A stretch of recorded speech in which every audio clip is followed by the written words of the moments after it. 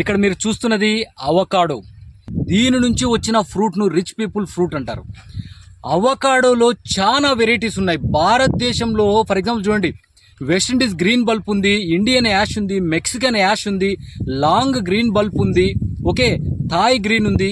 ఇటువంటి ఎన్నో వెరైటీస్ అవకాడోలు అయితే వచ్చాయి. కానీ భారతదేశంలో మనకు West Indies green bulb, Indian ash అనే 2 రకాలు మాత్రమే సాగు చేయబడుతున్నాయి. ఈ అవకాడోను ముఖ్యంగా నా రీసెర్చ్ ఫీల్డ్ లో నేను గమనించిన విషయాలు ఏంటంటే, అవకాడోని ఎక్కువగా హోమ్ గార్డెన్స్ లో వేసుకుంటారు, ఫామ్ హౌస్ లలో వేసుకుంటారు, టెర్రేస్ గార్డెన్ లో ఎక్కువగా వేసుకుంటున్నారు. వాణిజ్య పరంగా వేయడానికి కొన్ని ఒడిదుడుకులు అయితే అవకాడోకు కంపల్సరీ ఉన్నాయి. ముఖ్యంగా మార్కెట్, ఒక ప్రణాళికాబద్ధంగా మార్కెట్ జరిగే ప్రదేశాలు అయితే అవకాడోకు లేవు. ఎక్కడైతే ఆ ప్లేస్ రిచ్ గా ఉంటుందో అక్కడ అవకాడో ఫ్రూట్ అనేది బాగా పోతుంది.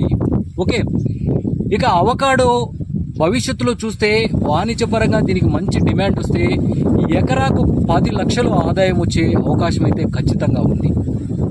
అవకాడో బల్బ్ లాగా ఉంటుంది. ఓకే, ఇందులో హెల్త్ బెనిఫిట్స్ చాలా ఎక్కువగా ఉంటాయి.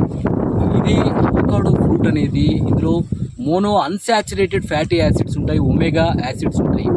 ఓకే, గుండెకు చాలా మంచిది.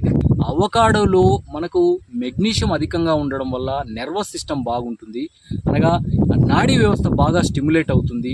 అదేవిధంగా కంటి చూపుకు చాలా మంచిది అవకాడో ఫ్రూట్ అనేది.